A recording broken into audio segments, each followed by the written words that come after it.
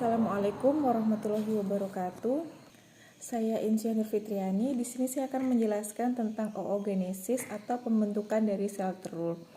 Nah, sel telur itu yang disebut dengan oogenia atau artinya tunggal, yaitu sudah ada sejak dalam kandungan fetus perempuan. Oosit primer ini mengandung 23 pasang kromosom dan masing-masing dan satu kromosom itu yang nanti akan menentukan jenis kelamin, dan masing kromosom itu memiliki 2 kromatin. Jadi gambarnya seperti ini. Nah, ini yang disebut dengan oosit primer seperti ini. Nah, kromatin tersebut yang akan membawa gen-gen dari sel DNA.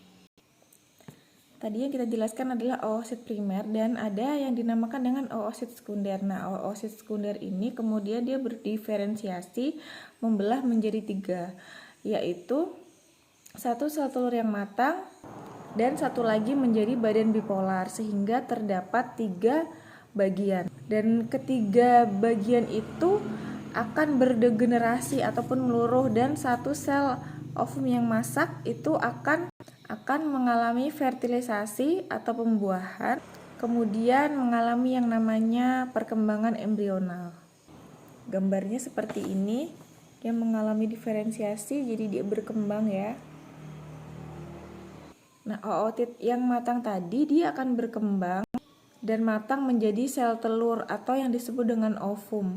Sedangkan badan polar tadi akan berdegenerasi dan akan meluruh, dan sel telur yang matang itu akan dilepaskan oleh ovarium yang disebut dengan ovulasi. Nah, seperti itu penjelasan tentang oogenesis atau pembentukan dari sel telur. Selanjutnya saya akan menjelaskan tentang spermatogenesis. Nah, selanjutnya spermatogenium itu merupakan tahapan pertama dari spermatogenesis yang dihasilkan oleh testis. Spermatogenium itu terbentuk dari 46 kromosom dan 2 N kromatid. Kemudian setelah spermatogenium akan terjadi spermatosit, yaitu merupakan mitosis dari spermatogenium.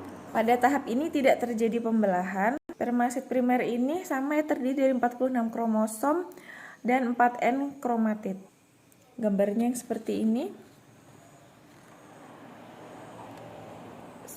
Spermatosit yang primer, gambarnya seperti ini, tidak terjadi pembelahan tapi terdiri dari 4N kromatid. Jadi ada 4 ya. Nah, selanjutnya setelah spermatosit primer ada spermatosit sekunder. Di sini adalah terjadinya meiosis atau pembelahan dari spermatosit primer tadi.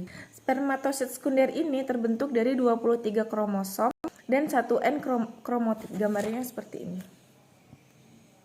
Nah, ini dia terjadi meiosis atau pembelahan dari spermatosit yang primer sebelumnya. Jadi pembelahan seperti ini gambarnya. Spermatid ini merupakan meiosis atau pembelahan dari spermatosit.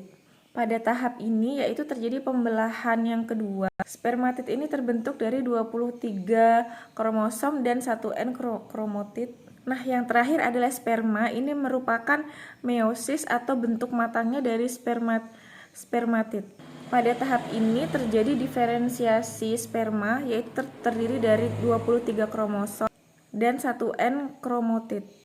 Dan ini sudah merupakan tahap sperma yang sudah matang dan siap untuk dikeluarkan.